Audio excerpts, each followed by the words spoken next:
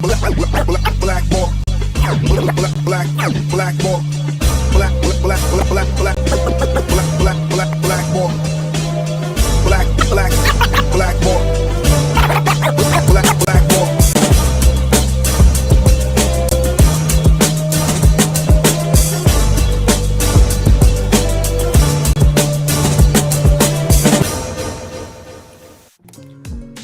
What is up, everybody? My name is James DeFiore, and this is Blackballed.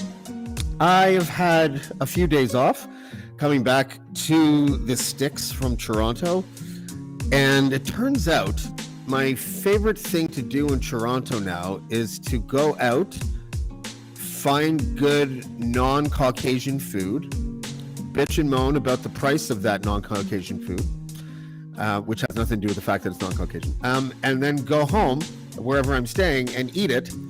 And then when I get hungry again, I just do the same thing. And that's literally all I did while I was there. I did not go out to have fun. I did not go out to socialize. I did not do any of that. And I don't even know why. Because Toronto was good to me when I lived there. And one of the good things about living in Toronto is the live music. And when you have friends that are in bands, you get to know all these other bands as well. And one of those bands is the Salads. And if you guys ever went to a Salad show, you would remember because of two things. One, your ears were really sore but happy. And the other thing is your calf muscles would hurt from all of that jumping around, because they were the kind of band that they were metalheads liked them. If you like ska, you liked them. If you liked hip hop, you liked them. They were just one of those bands that just kind of made all these different genres of music make sense when they mashed them together. And tonight, our guest is the frontman of the Salads and other bands as well, and we'll talk about that as well. And his name is Mista D, Darren Dumas. How you doing, buddy? And now we can't hear you. What did you do? What did you do? We can't hear you at all. Something happened between the time that I put you backstage to now where we can't hear you. And now I have to just figure it out as I'm talking to nobody. Can you get out and then click the link button? Oh, there you are. You're there. You're there. Oh, look, there I am. Can you hear me now? I think, yeah, we can hear you now. What is going on? Okay. This doesn't make There's any a sense. ghost in the machine, man. Yeah, it really is. Audience, can you hear him now? Can you just someone tell me if we can hear Darren now? Because that was weird. Because this is the second time we fixed our audio trouble without actually having to do anything at all. So weird. Unless, of course, Jen, I'm leaning on you. There we go.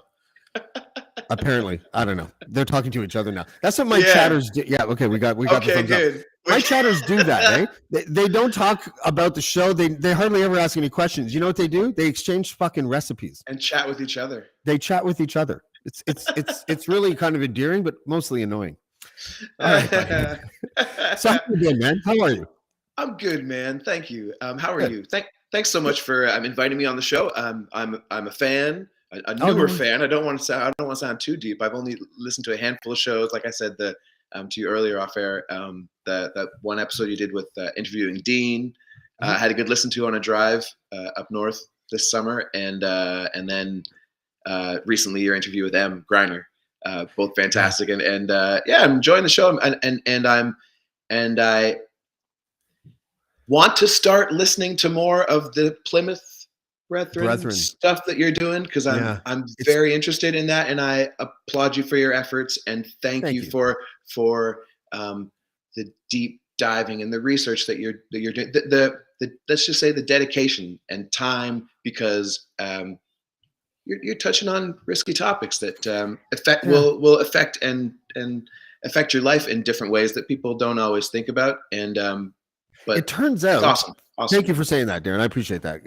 And it turns out that when you try to take down a religious organization that happens to have deep political ties, it can get a little messy. Who would have thunk? Who would have thought that? You know, since when does big organized religion ever fuck with anyone? I'm so shocked about this. This is crazy. But those who fuck with it, you know, not fuck with it. You know what I'm saying? Those who expose and sort of bring it to people's attention should be applauded for all that You, time. well, thank you. You know what's happening now is that I have people now from other denominations contacting me with their stories, and I'm just, and so now I'm kind of like compartmentalizing everything to try to put them in the right little piles and stuff. Sometimes I get confused as to which bastardized religion it is that I'm trying to tear down from one day to the next. But as an atheist too, and I am as well. I get it. That in itself has got to be a lot. Just receiving all that information too, whether you want to or not, to open an email and start reading it. Yeah, it can be tough because I have made it clear that anyone that wants to contact me with their story, it doesn't necessarily mean that I'll put it on. I do have these rules that because we're all students of the Me Too movement, right? What is that? Oh, there we go. Rules, yeah. You have rules? Yeah. I got rules too. Am I on streams, or is there like a shading happening with the font there? Because well, the band was on that and then some, but yeah, no, it's a 3D T-shirt. Yeah. Okay. Because I was like, oh shit, I did that this weekend. I was like, it should have worn off by now. But no, but the I forget what I was saying even now. Sorry. You have rules. The rules. So listen, I am not in the business of disbelieving people that like contact me to tell me their horrible story. But we're all students of Me Too, and especially journalists, because I think that journalists largely they were the best thing that happened to the Me Too movement and the worst thing that ever happened to the Me Too movement. I didn't want to become one of those like outlets where where it was just like trying to get clicks by saying salacious things about either an organization like the Plymouth Brethren or a famous person.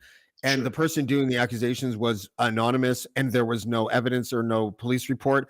And it's not about disbelief or anything, but I was like, how can anyone get anywhere if the stories that you're exposing, you can't really do anything with them because they're not going to go anywhere because there's no police report.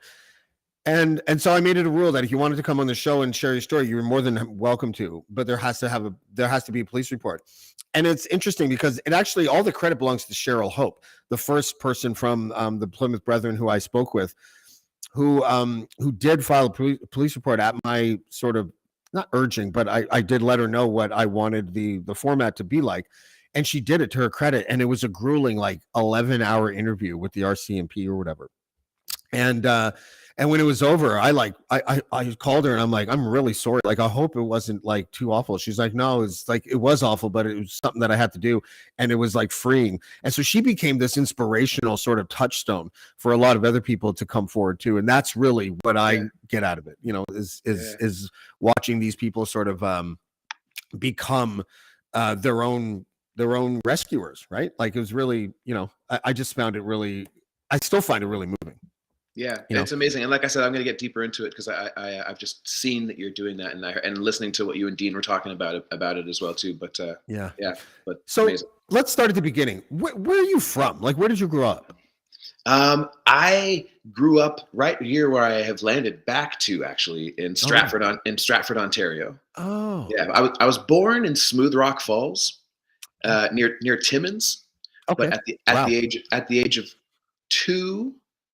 Right as my sister was born, that we were moved to Mitchell, Ontario, which is just a hop, skip, and a jump outside of Stratford, and then from there, when I was about 9, I want to say, we moved to Stratford, and then I was there until like throughout my teens, like from 9 until I left home at 19 to move to Toronto, and almost 20 years in Toronto, just under.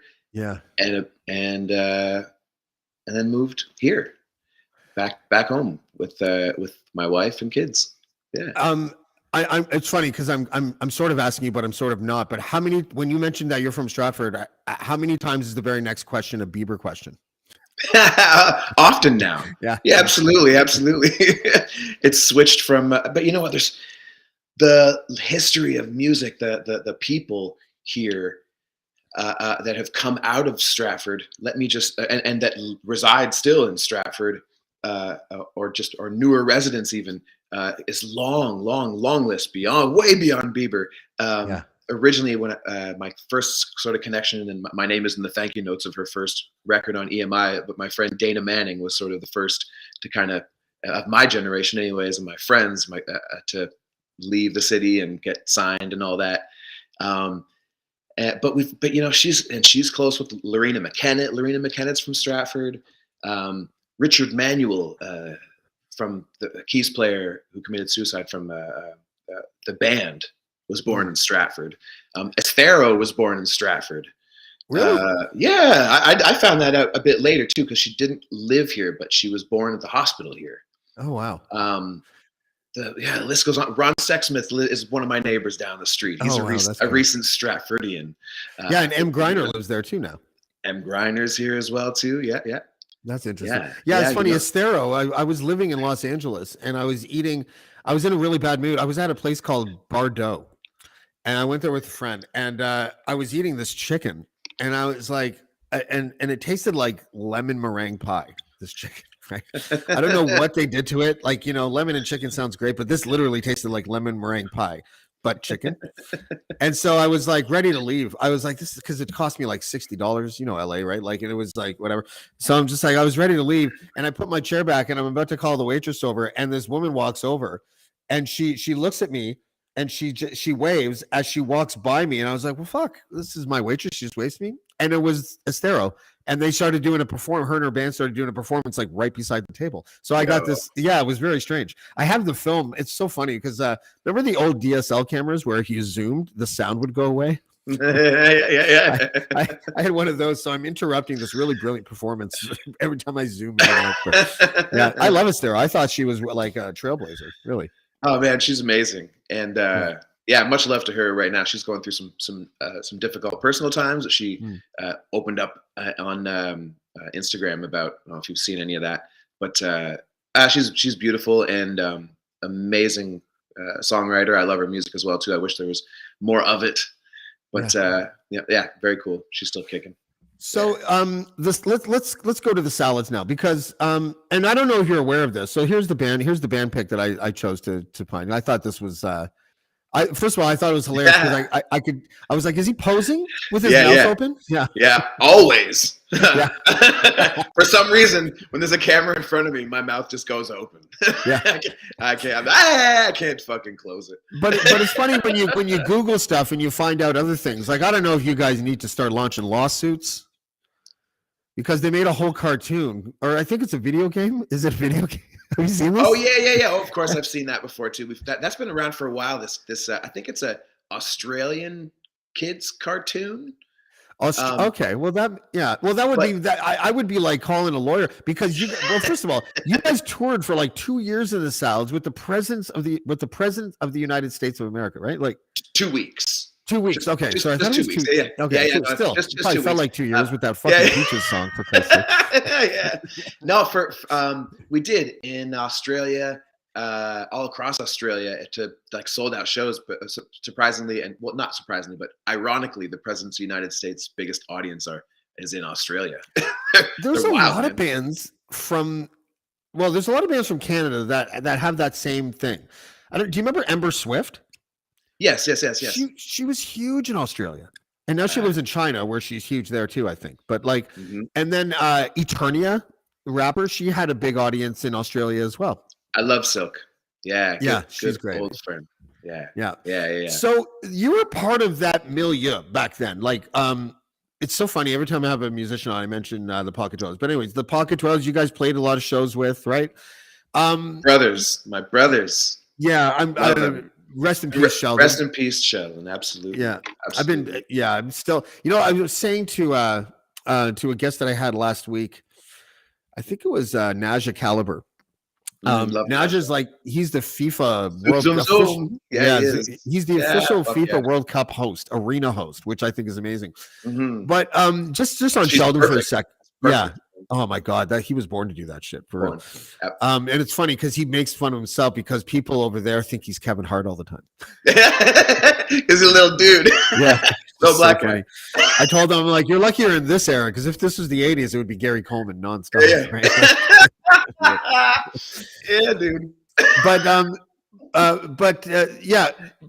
the Sheldon thing, I realized since his passing, because I still write rhymes all the time, and I still like record. I just record like cheaply. I just make scratch tracks basically, and then maybe one day if I ever get to studio, I want to create an album for my kids called the Midlife Mixtape, and just give it to my kids so they can make fun of me when I'm dead.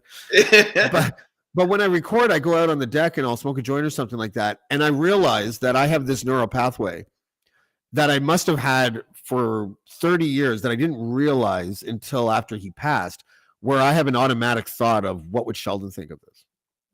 And I noticed that since his passing, I'm like, I'm like, oh my God, I do this all the time. Like, he's one of those dudes. He's one of those dudes. Exactly. So many shows with the Pocket Dwellers, so many hangs backstage.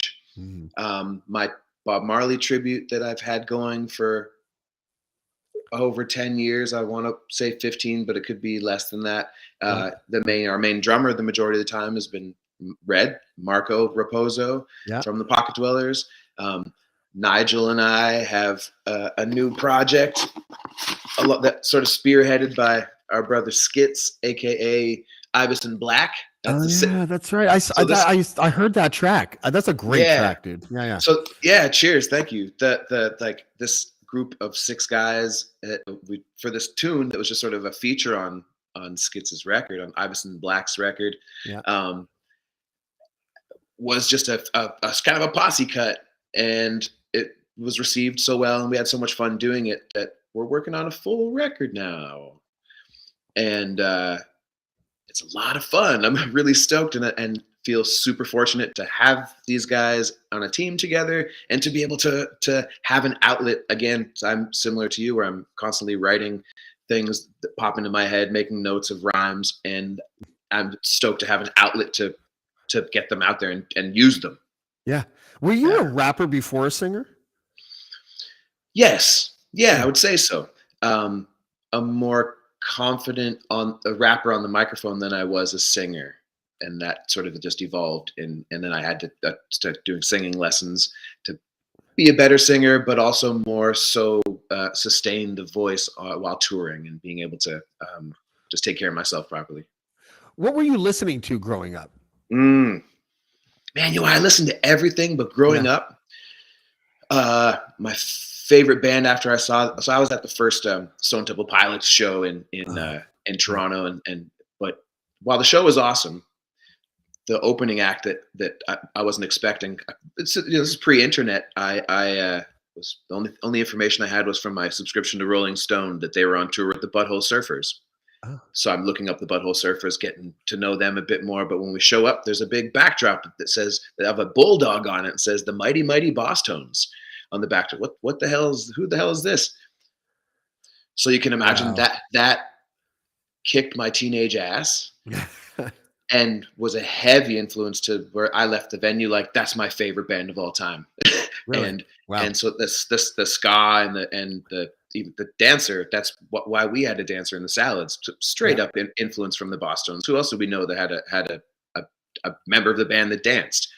So it was that. It was all the grunge stuff of that era. Of course, I was a child of Nirvana and stuff, and hurt when Kurt was gone, all that sort of stuff, and Pearl Jam and whatever. But I was also one of the few kids in my high school that listened to hip hop. And I think my first exposure was NWA, and then moved on, of course, to the Beastie Boys, and then naturally stuff. Then naturally to Cypress Hill and all that kind of stuff. And then moving to Toronto just opened up my eyes, and particularly after starting to work at HMV on Yonge Street, where I worked for about 5 years. That's where I met you. Yeah, that's exactly where I was trying to trace that back, and I think that is. Dude, I used to look for you. I used to look. I remember because Nigel had to remind me. Like I didn't put it together until recently, but from like I'll have to cross-reference the years with you, but 2000 to 2002, right around there. I used to go into HMV, and I would literally try to find. I think it was you. I'm almost positive it was you, and be like new hip hop. And you and after coming in so many times, sometimes you were like, not anything you're gonna like, man. Oh yeah. Because I was like, you got this, and this. Yeah. Like, Now you need to go to Play the Record, James. You know, or whatever, right? Like, it's probably not a place for you. Yo, man, that was such a magical time and a really heavy influential time on me musically. A kid coming from Stratford, now in Toronto, working there, and particularly at that time in that department, and all my coworkers were some fucking phenomenal musicians and amazing musicologists, just people, DJs, producers. Rose and Nick from Lao were there. Tyrone Callender, who was a DJ boogeyman at the time, who has he's got a podcast, the Not About Drake podcast. I think that's his. That's the name of the podcast. No, it's called This Is Not a Drake Podcast, and it's influenced by Drake, but mostly about Toronto and music and that sort of thing. What a clever title, though. It is. You can find it out there. Sarah Siddiqui, who's a great musician. Mike Tall was our manager. DJ Mike Tall. Yeah. This cat Billy, who's elusive and not online anywhere. This dread taught me so much about reggae and that reggae section, which I was so thankful for, because at the time, again, I had nobody to teach me. I was coming in just knowing obviously about Bob Marley and the Wailers and Peter Tosh's material and a bit here and there, you know, UB40 and whatever I was exposed to there, without people really showing me some deeper records, and we had access to them right there. We were ordering this stuff. So I became deep into Jamaican music, reggae in particular. And I remember immediately falling in love with the Congos. And then that taking me down to like Lee Perry production, obviously, and just a huge fan of Jacob Miller and it's Freddie McGregor and all that stuff. Don't even get me started. But hip hop as well too. And then meeting cats in the scene. I remember meeting this Cryptic Souls crew really early on in that time. So when I started doing these Salad Gold shows for a while, that were just salad concerts where we could do a show that other regular promoters were scared to do because you're mixing all kinds of different bands. It's not just a rock show or a hip hop show. I was putting all kinds of stuff, and then putting a breakdancing crew in the midst of it all while a metal band is playing or whatever. And it flew off the hook so good. But I remember just bringing in people that I would meet at the store. And of course, all the Cryptic Souls crew guys were all over the place, and there were so many of them. The Monolith guys were all over the place. I love chatting with Grimace. So I have fond memories of those times, because that's when I really connected with the Toronto music scene. Yeah, man. And the way that you describe it, it brings me right back there, because the music, like in the early 2000s, like we had not especially, but like, you know, the golden era of hip hop probably ended in like 96, 97, something like that. And then, you know, alternative music kind of had their golden era really from like 91 to 98 was really like, you know, when that happened.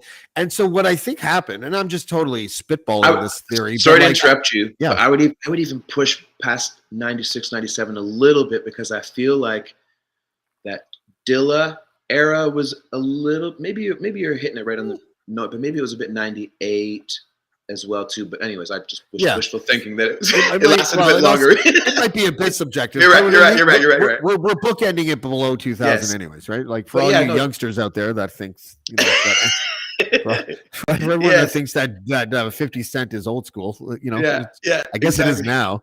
Fuck, that bothers me so much. I know.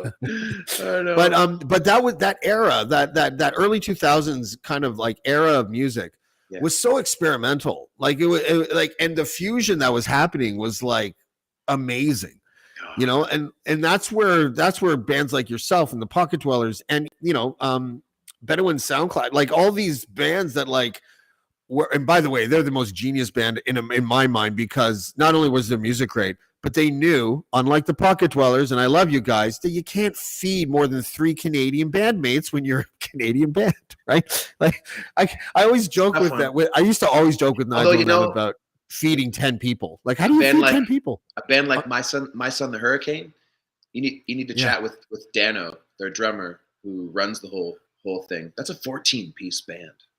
Oh my God. They all get paid. How do they all get paid? Talk to What Dan. silent billionaire is funding these guys? You know? Yeah, talk to Dan sometime. I wonder that myself as well too. That's an interesting thing. But you're right. And nowadays, most bands or whatever.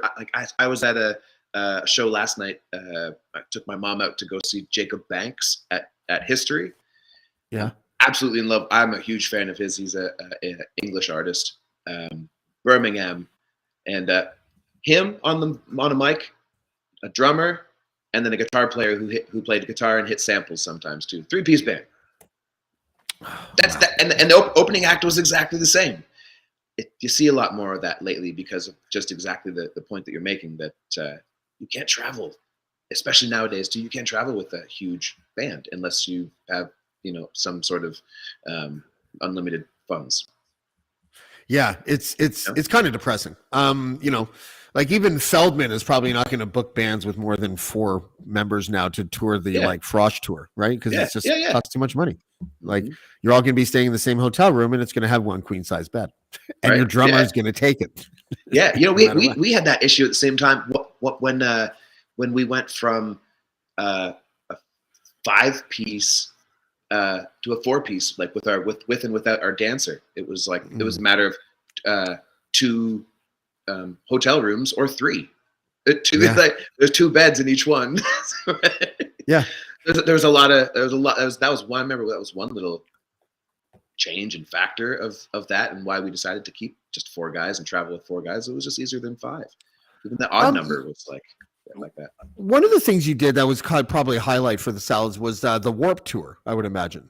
Yeah, absolutely. Love that. We did that 2 years in a row. What was that like? Because does that start at South by Southwest? I can't remember exactly where that started, but it was a good tour. Yeah, we mostly just did the across Canada dates. Yeah. The one we did, 2 we did some American dates, but one of those, strangely enough, was this odd time that I wasn't on. And it was just a short set. So and my son was about to be born smack dab in the middle of this week, and it ended up being really chaotic, and a tornado hit, and every band's merch got thrown around, and nightmare, not worth going anyways. I'm glad I stayed home. But we did play Cleveland. The Warped Tour is a blast, man. Like, you would just learn that we each got a small BMX that you'd throw in the back of the trailer as well too. So when you got on site, you could bike around and put posters everywhere. Oh, right. All that stuff. It was so great to see bands, and I have countless stories of meeting and seeing bands. My favorite story of them all is probably when we played in Cleveland, and Angela Moore from Fishbone was also on the tour. Oh, wow. We'd already toured with them and friends with them, and so I thought, hey, can we do a Fishbone song with you? He's like, that'd be great. What do you want to do? Skanking to the Beat, we were thinking. He's like, that's awesome, because the rest of the guys in Fishbone don't like playing that song. It's one of my favorites. Let's fucking do it. We start doing our set. We see him wandering over, half naked with his sax in hand, and came up and did that with us. Immediately after, at the same time, our peers and Alexis on Fire and Billy Talent are all in the audience.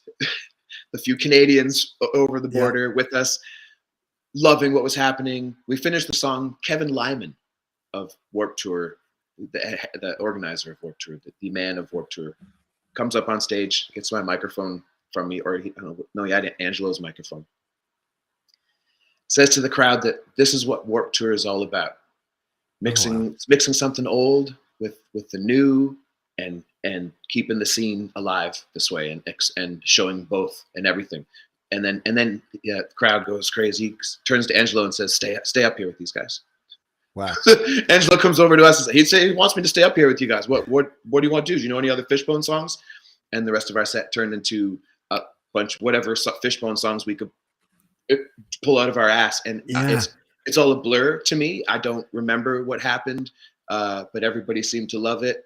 And as soon as I got off the stage, I don't know if I've ever said this publicly before, but my drummer and I, as soon as we got off the stage, were just so overwhelmed with emotion and just joy that we sort of, the crowd is small. So there's not a backstage. There's like a fence behind the stage, and then a barricade. The audience can't come between this small area. We got off the stage and went to the back fence, facing the back fences. called our wives and bawled our eyes out. Oh, that's great. That's it's like great. you, No, man. you never know what just happened. I can't even explain what just happened to our wives, and then finished that, cleaned ourselves up, hugged. Oh, I And love that. Was that paid Darren attention to Pfeiffer? the fans. No, Grant was with us at that time. Our original Okay. drummer, Grant Taylor, and then paid attention to fans and did all that stuff that we love there. Oh, that's a great. I love hearing that type of stuff, right? Like, Yeah. first of all, big ups to Angelo for when that guy called him old. He didn't just leave the stage. That's good. Oh man, yeah, and Mixing Angelo the never old took. and new. Angelo's like, what the fuck? I don't know. I don't know that those are the words exactly that Kevin used, but he was he was saying, like, the old school, like the originals, the OGs here with newer bands, making something brand new. And again, huge shout out to Angelo. He is the best frontman that has ever lived. Wow. Period. That's saying something. And still performing. So really, if you don't know, folks, fucking pay attention to the man. Dope. Wow, he's still going, and wow, Fishbone is still playing live, still. So let me ask you something. Like, you both called your wives and you shared it with them. First of all, I'm trying my best not to like be like, were they receptive or were they like, that's great, honey? Like, I don't want to know. No, they're hella receptive. My wife knows that Fishbone's my number one favorite band, and they've influenced us so hard, from taking us on tour to recording a song with Angelo on our last record, the title track, Music Every Day, was a song we wrote and recorded with him. We've done other one-off shows, with Slightly Stupid, headlined the first. Maybe it was the first time they played the Opera House, and it was, I think, maybe Toronto, but super massive at that time. It was practically like Sublime was playing. They took Fishbone on tour as the opening act. Wow. And then we opened for the show, that at the Opera House, and that was just crazy. I love crazy, Opera House crazy, shows. Crazy. Oh man, so what much a great fun. venue. Yeah. And so many times, so many memories and moments hanging with everybody underneath the stage there, backstage. Oh yeah. Hot as fuck though in that room. It is hot. It's super hot. It's a sweaty room. It's the sweatiest room ever. Like, it is pretty gross. Yeah. And smoky when we were there. No.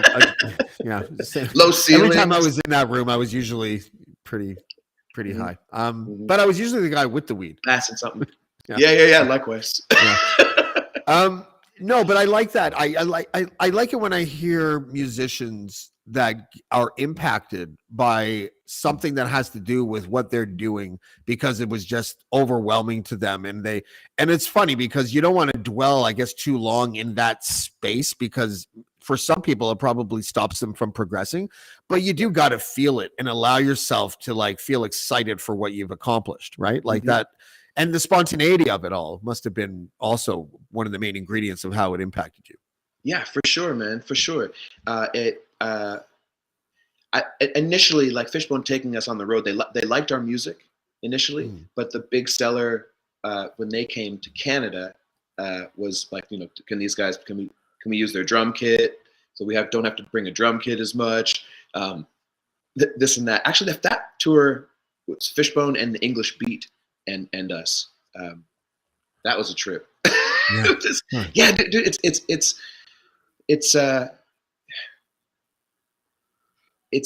it trips me out even more to think back on it, because I'm still a massive fan, and we were massive fans then. And in it, you have moments. Like I had a moment in Ontario somewhere with Angelo where we just got off stage, and I'm in the bathroom changing, and he came in to change for Fishbone to go on right next, and he was having a bit of an emotional day, but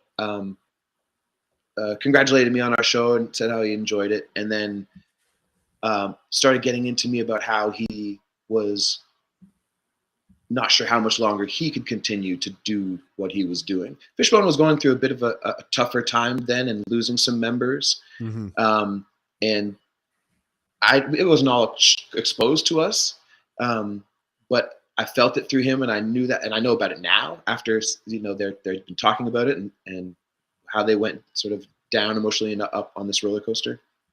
But he was telling me that he wasn't sure how much longer he could keep going. This was 2002. And they're still going. 20 years later. And I just remember saying, dude, in the moment, I'm like, oh, I can't. He's such a huge influence on me. I'm a huge fan. How do I take this? And what do I say? Because he's already been going a real long time. And I'm like, man, well, I don't know what to say other than, please don't. Yeah. I'm a huge fan, and fuck. Yeah. And they ripped it every night, man. Their best show of that tour was to the smallest crowd of the whole tour. Just that to me too is a real mark of professional, talented musicians, that there's not a night where they're phoning it in. There's slang, no matter what the audience, how big or small the audience is. They obviously, feed off, as any band will feed off of a hype audience, but they're still gonna blow the roof off the joint, no matter what you're doing or who's there. Yeah, It's that's great. Unreal. That must have been really surreal for you. Super surreal, and again, an honor to see them night after night, and then to hang out and think of questions to ask. Yeah. Is it weird because you don't want to come off like a fanboy, you want to come off like a colleague almost, but then you want to make sure you can hang with them, but you don't want to seem like a Klingon. There must be moments where you're like, what do I do? Should I just walk away now? Should I seem aloof? You almost want to treat them like the girl you like. Don't come on too strong. Walk away. Totally. We were in our 20s, and it was still young and still trying to be cool and trying to fit. To bring that idea back too, that's one thing that I wonder if I wish it wasn't so competitive, the scene in Toronto specifically, maybe Canada altogether, or just the music scene, or maybe it was just us being like, we're gonna fucking slay. That's the Salads, I mean. But maybe sometimes I feel I wish we could have matured faster and had those times as the guys we are now, with the heads that we have now, with the experience we have now, without trying to be cool and just doing and not that we were trying too hard, but there was an air, there was a real hard air of, I don't know if you felt it, but of competition in music, particularly in Toronto, in Screwface Capital. I always applied it to hip hop. I never really applied it to other genres. Yes, it was with bands as well too. Any kind of bands. Is it like that with bands too? Among musicians, sort of thing, chirping about how somebody's playing something, or someone's gear, or whatever, or super competitive. There's a buzz in the amp. Part of that, and part of that, I'm like, fuck. I wish part of that, I feel like it may have held us back from closer relationships we could have had with some bands and musicians. On the other side of things, I think it made the scene try harder, made people try harder to be better than that guy. And what made it so amazing and vibrant, so we had bands like the Pocket Dwellers. We had bands, we didn't have bands, but we had bands being influenced that were to come out, like Casey Roberts, and the Revolution. Huge Pocket Dwellers fan. I think I would almost say that Casey started his band because of the Pocket Dwellers. It's amazing stuff like that. I enjoyed that about Toronto, about the sort of miniature subcultures that were created with bands like yours and the Pocket Dwellers and stuff, because they kind of felt like when you would go to I loved it when you guys played together. You guys did a bunch of shows together, but I remember one specific one at the Reverb. I think it was 2003 or 2002 or something like that. Sure. And it was you could tell when you were there, who you could tell who came for the Salads and who came for the Pocket Dwellers, but you knew that everyone liked the other band anyways. But but it kind of had a vibe. Your band and Pocket Dwellers specifically, just because I know about this firsthand, where it was the people that were there, they were in the know. You know what I mean? They kind of felt like they knew something that the mass audience didn't know about, and they fucking liked it like that. You know what I mean? Yeah, man. And I felt it at HMV too. When people would come by, maybe some people would recognize me, but if they didn't and they were coming to look, a lot of people would come to look for the Pocket Dwellers stuff. Remember, we were trying to keep it stocked at particular times. Yeah. The digitally organic record, I remember specifically, and then the live record and all that stuff on CDs, rather, I should say. I'm so thankful for those times. They were so awesome. And that may have even been a Salad Gold show that was that you saw. And again, to bring it back to those things, my whole idea was to have different style of acts on the same bill. Mhm. One of the I remember putting a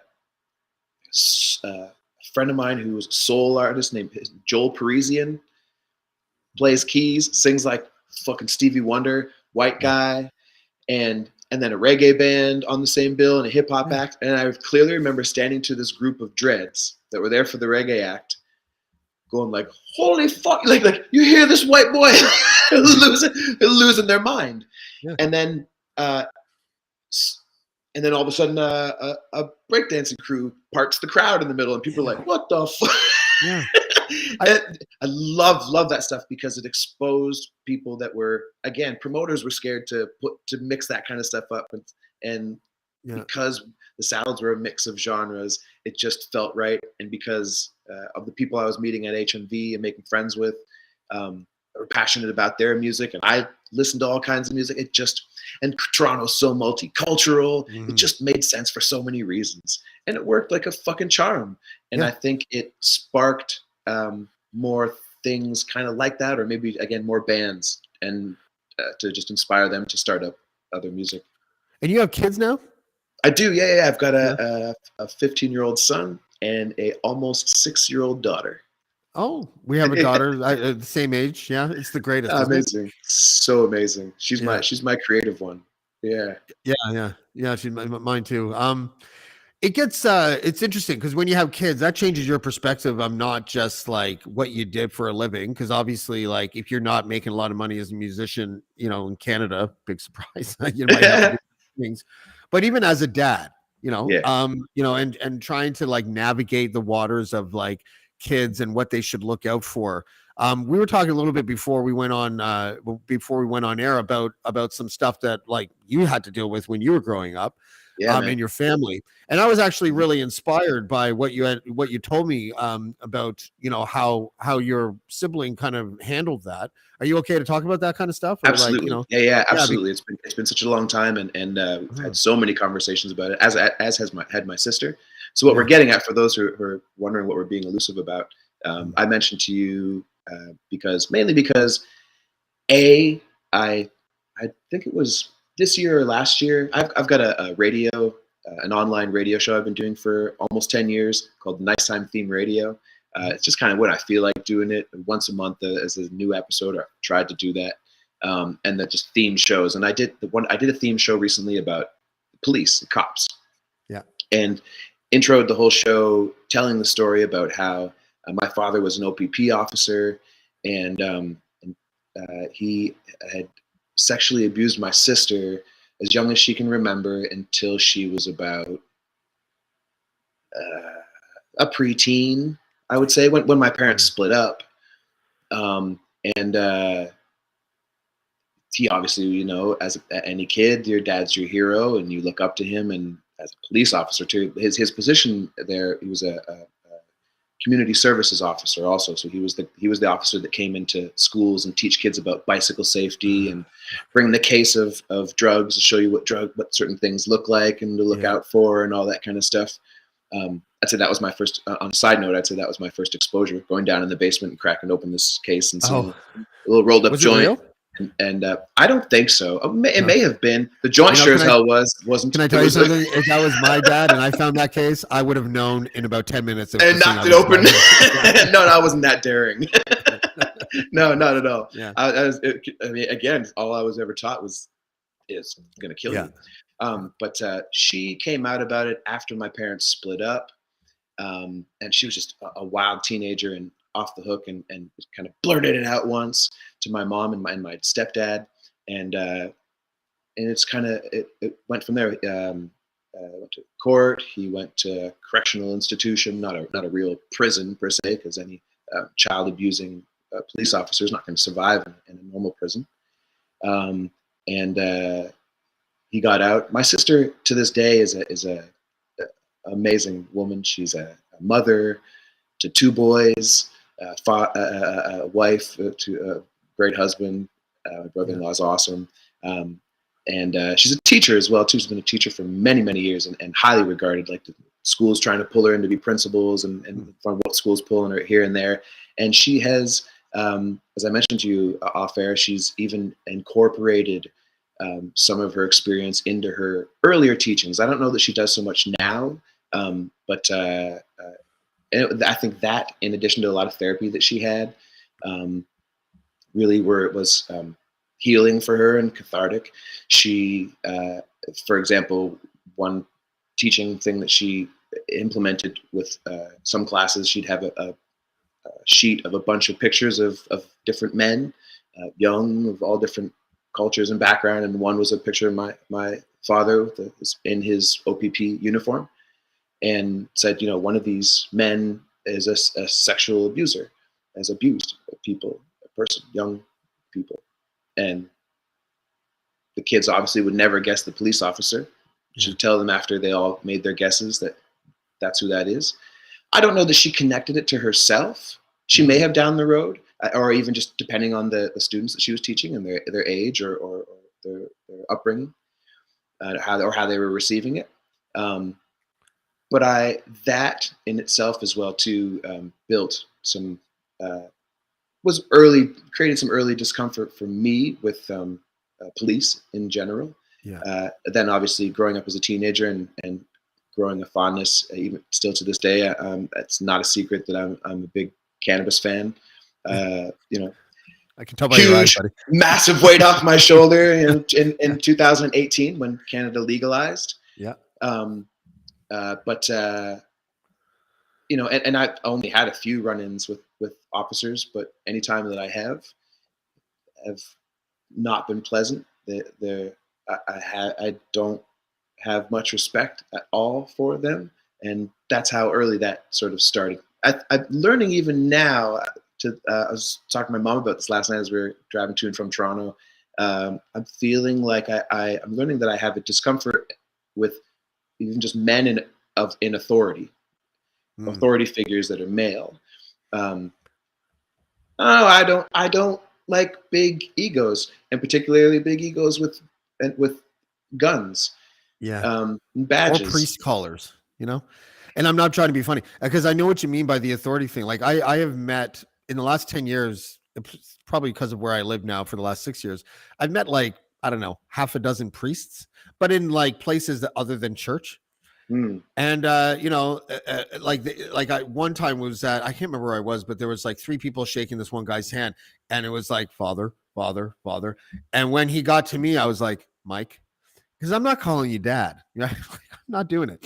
And it's just because it's not just because of how Tradition, I feel about tradition thing too. Traditions are weird. Tradition, like listen, I'm not a person to use like the word the patriarchy in a sentence normally, but Jesus Christ, you're making me call this man father. I'm never going to do it. Like it's never going to happen. It's immediately infantilizing to me. Right. And I have a problem with authority anyways, but it's odd, man. Yeah. So you can identify it. It's just odd. There's even, I didn't mention this to you, and I won't go too deep, but I know of a girl that I went to high school with, rest in peace, who was raped in high school, and that began. I didn't know about this until more recently, and after she'd passed. Even it was sort of the beginning of a real, just traumatic life that she'd had, and bulimia and just anorexia, and then she eventually passed. To my understanding, that person became a police officer, and still is to this day. Wow. And again, it's just stuff like that in my life trips me out and makes me struggle with people in positions of power, and again, particularly police officers. So those kind of those two particular incidences, to me, being connected to like sexual abusers now, or at some point as well. Not my father's not a police officer anymore, but this other case, was never dealt with or brought to light in a courtroom. That's just disheartening. I feel there's a lot. There's got to be a lot of officers out there just power hungry and looking to just be the man, not really looking to help people. Yeah, there's certain jobs that that are attractive to abusers, right? And they're always like, it's like the priest or the teacher or the cop. It's always something like that. Dentists, believe it or not, are that is one of those common jobs. I'm not trying to rail on all dentists, right. But I'm just saying, it's just, I don't know. I thankfully I know some awesome dentists. Yeah, I know. Me too. I know. You know what? So that's new to me too. You know what's funny? I know a couple awesome cops, right? Like it's not, and I know that you don't mean it like that. I know that like we're not talking about the nuance, but I mean, it isn't every single police officer. But the problem often is the culture, right? It's the culture, not necessarily of all cops being abusers, but of an inordinate percentage of police officers who don't hold their colleagues accountable for little things. Of course, they're going to also not be held accountable for bigger things as well. Like, I'm afraid to even ask you what the sentence that your dad got, because it's already lenient enough for people who are not police. 2 years. Yeah. So for people who aren't even cops, it was 2 years. Too lenient. Do you ever have to see him? No, and you know what? He still lives in Stratford. Wow. Believe it or not. And my mother has seen him once. She's not left since all this time. I think I may have seen him once passing by on a bike, but I wasn't sure, and I try not to think about it. Yeah. Someone in the comments is like, 2 years. What the fuck? Yeah. Bullshit. And oh my god, crazy. And to be able to continue just a life in society. I believe he's working at a factory in town. And a handful of people know. It was public knowledge and all in papers, his name and everything. So those who would be old enough to, or just privy to know the information, would know where and whatever. I am getting better at not thinking about it, and not thinking about him every day. It's healthy for me and more my growth. And I am. Well, listen. I'm also on a brighter note. I'm also now able to find something good in everything bad that's happened. Yeah, no, that's me and just in life in general. And that's the key thing. That's the bright side of it is that my sister is still alive, very healthy, mentally, physically, so well, and I know, unlike this girl that she went to high school with, and the other case that I explained to you. Who was no longer alive, that could have been my sister. She had gone through phases as a teenager with suicidal thoughts before she was open with all this stuff. As I imagine most people in that case do. Well, I like the way that she turned it into a success story. Absolutely. Should we talk about your brother? I don't have a brother. I had. You got a brother. You got a brother. Motherfucking brother! That's my brother from another mother. That's right. Look at this guy. We can't hear you, buddy. We'll hear you in a few minutes, apparently. Yeah, apparently the ghost of the machine will make your audio work. But right now, your audio is not working, Darren. For those who can't see, we're looking at my brother. Do you have Darren AirPods in or something? Darren. No, another still Darren can't hear you, too. Buddy. So Darren and I had this is Darren Pfeiffer of the formerly of the Mighty Goldfinger, now of Punk Rock Karaoke and the Dangerous Darren Show, and the Darren and Darren Show that happened before Nice Time Theme Radio a while back at Punk Radio Cast and Indie Love Radio. I remember Indie Love Radio. And fuck, man, I love that guy. Yeah. So much. Too bad we can't fucking hear him. And then we Thanks dragged him into the Salads for 10 years. He plays drums for the Salads and is the drummer on our last record, Music Every Day. First started working with us as a co-writer and co-wrote It's All Right, which was on the previous album to that, on The Big Picture, which we're about to get back on streaming sites. We pulled it off, but we're about to get it back up. And again, thanks to Darren. He's going to help us get it back up through High Floor Records. I got to tell you, this is the best Darren's ever been behaved when he's been muted. You know, the key to he's going to pull his balls out soon if we don't get a sound. The key to the surprise podcast appearance is working audio. He's giving us I love that guy. Yeah, fuck. I don't know, nice man. Shirt, I don't know why. Is that Dixon? Oh, he's gone. Yeah. Maybe take away the camera and see if the audio just works on its own.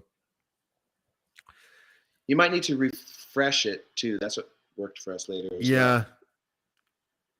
Yeah. I can't hear you, buddy. I'm sorry. That sucks. Yeah. You can come back in anytime. So that was hilarious though. Yeah. I shut her all down and come back, Fife. Yeah. I love that guy. Oh, what a good surprise. All the way out and then all the way in. Don't get too excited. Yeah. It was just this much. No. Fucking drummers, man. Get your shit together, Darren.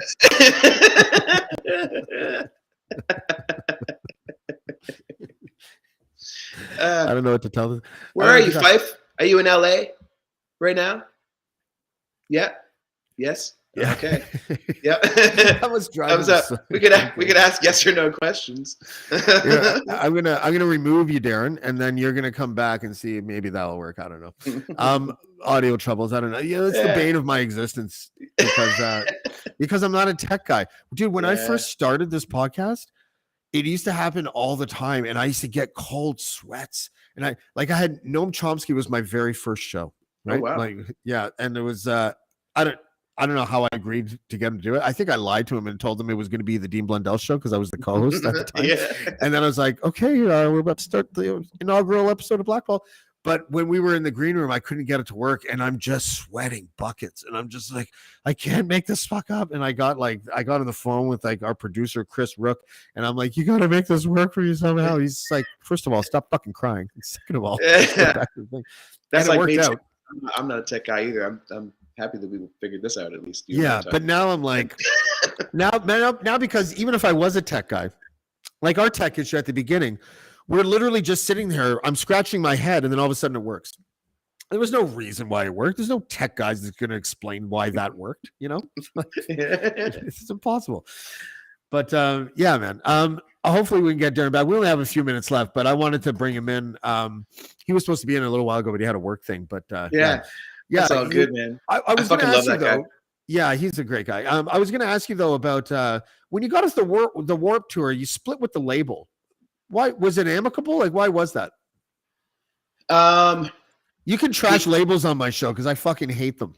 Oh, you know what? It was like the label situation was Kindling Music, so it was also our management at that time, which is, as we learned the hard way, it was a bad situation. And then the whole label and management was sold to Jake Gold. Oh, that's all you have to say. There you go. and then we got the same legal team. Hey, Pfeiffer. Hey, we can hear you. You can hear me? Yeah, we hear you. We hear you. Oh my God! I basically just refreshed the feed. That's what worked for me earlier too, man. When it was messing up. Where are you, buddy? So don't say you don't have a brother. You have a brother. It's me. Yes, I do. I love you, man. I tried to intro it, but then your audio fucked up the whole thing. How you doing, buddy? I'm good, man. How are you? I'm doing good. Yeah, I'm at the You're looking company good. Halloween party, so I found a quiet place to give you a call. That's a Halloween-y kind of shirt too. There's like kids walking around, and here, let me see if I can give you an idea of what's going on. Where do you work, Darren? Is it a call center? I work at CAA, which is a booking agency in Los Angeles. So we have all these people, and there's shit all over the building, and just every floor of the building is coated with candy. Oh my! Oh, wow. and it's basically I basically got out of work an hour and a half early. It's like Willy Wonka. Yeah. So trying to find a quiet place to have to say hi, pop in and say hi. I hear another kid. Yep. I heard that. This kid's trick or treating. I don't think you're allowed to put him on camera, dude. You look good. You look good. I gotta fucking blur out those kids now. You know what? I probably am gonna go on some like federal list now. Yeah, I'll make sure of it, buddy. Yeah, I know you will. But Darren, you look good. You look healthy. You look. Likewise, man. Thank you. Awesome to see you on here. This is the longest. By the way, Darren, this is the longest me and you have gone without seeing each other. 3 years. Yeah, that's we true. usually see each other about once a year on average. Yep. Since I moved to LA, when I come back into town a couple times, and you was that Bovine last time I saw you at Bovine? Probably Bovine, or maybe it could have been the Phoenix at a show or something. But yeah. When are you coming back, man? Way too long. When are you coming back? Probably around Christmas time for a couple of days. Okay. You bringing the girls and moving here? Can I move in with you? If he gets rid of his records. Yeah, get rid of those records, put them in a storage facility, and me and the girls will take up that space. Put a couple. No, you know, there. Man. Yeah, you know, I'm just saying because you know you've chatted a few times online about your frustrations with the States at times. Yes. You know, yes, particularly more during DJ T's reign. Exactly. Hey, look, guys, I gotta go. I gotta get back to the festivities, but I just want to pop in and say hi. Thanks for having me on, and I love you, D. Love you too, man. Thank you for the surprise. I love you, man. We'll talk soon. Brother. See you, Darren. Peace. Miss you guys. Have a good one. Love you. Yeah, that's that was good. I'm glad that worked out at the end. Yeah, you know what's so funny? It's reminding me now as we're thinking back a little bit. It's reminding me now of how I met Pfeiffer and when meeting him. Do you remember do you remember the 360 Club? Yes. That was on where was it? Queen Street, on the same strip as the. It was a basement club, wasn't it? It was like in a Legion. No, it was a main floor. Oh. But it was the back of a bar.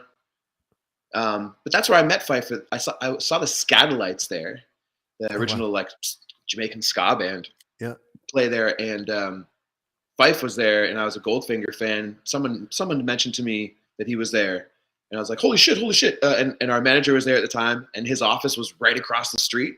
So I grabbed him, like, go fucking across the street and grab some CDs. Like, oh, really? I gotta yes, go grab some CDs. Go to your office and grab some CDs. Thankfully, he did, and came back and like gave Pfeiffer a CD, and then we heard from him not too long after that. I'm sure he came to a show, and he connected with either our manager or with us, and we just became friends. And he started writing with us, and then Grant left the band, our drummer, after a long, grueling tour, and he was just kind of beat down and like, I can't do this anymore. We have drummer auditions for a couple days, where we find a young guy named Legs, who was with us for about a year or so, Ryan Leger. He then joined band called Every Time I Die and a bunch of other metal bands and that kind of stuff. Yeah. But Pfeiffer helped us along that whole process. He was the drummer there to watch these drummers play and help us pick who would be our new drummer. And then when Legs stepped out and we had a few gigs booked still, Pfeiffer jumped in to fill on those gigs, and then we just kept him for 10 years, wrote a record with him. Nice. And he and I did a radio show, like I said. He did a Dick Cheney. Dick Cheney was hired by George Bush to find a vice presidential candidate, and he came up with himself. Oh, there you go. Yeah, exactly. No, I like Pfeiffer though. We had an interesting relationship. The podcast, I find the podcast format was like, I didn't really know what I was doing when I first started co-hosting with Dean Blundell. Mm-hmm. And I took everything like it was all competition. So anytime Dean would put another co-host on the show, I felt like it was my job to make that co-host look not as good as me. Right.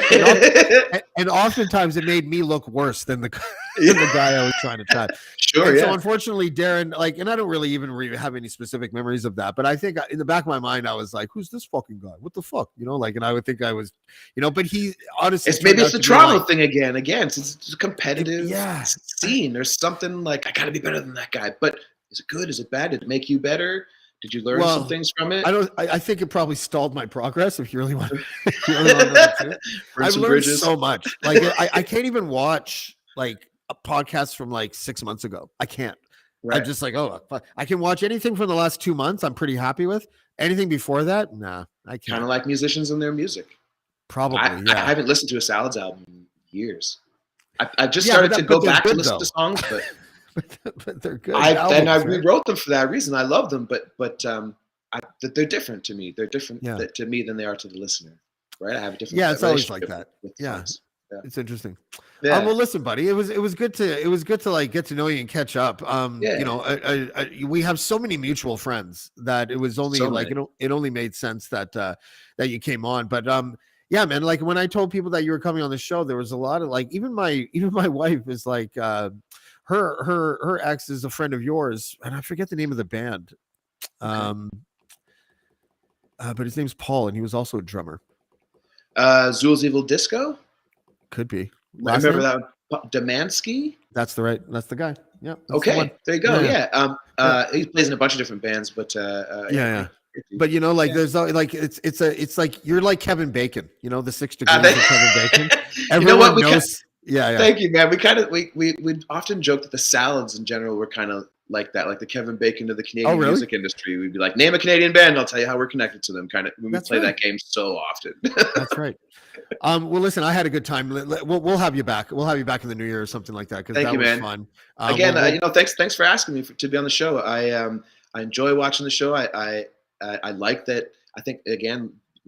Like you mentioned, we've got a similar circle of friends that some of my friends are coming and being interviewed on your show, and I get to learn about them a bit more as well and get more deeper into their history where I'm not able to otherwise. And I'm thankful for all that and all the shows that you do. You're getting better at what you do then as well too. You know, I'm trying my best. I hope you feel. As soon as I figure out the audio. I have to get people to sign in like a half an hour before we go on air now, just to make sure the audio is ready. Don't move. Don't fucking move. Yeah, man. But you know, if you get more of those cats out here, you know, that'd be great. Be great. Awesome. Great to see more people. All right, Darren, Mr. D. Yes, sir. Thank you very much, James. Thank you, man. It's been a pleasure. Much love. That was awesome. That was the longest conversation I've ever had with him. Maybe one of them might have lasted longer when I was at HMV asking why they didn't have the latest Boogie Down Productions CD or something like that. But no, he's awesome. Guys, I have like the craziest schedule coming up regarding the rest of this week and next week.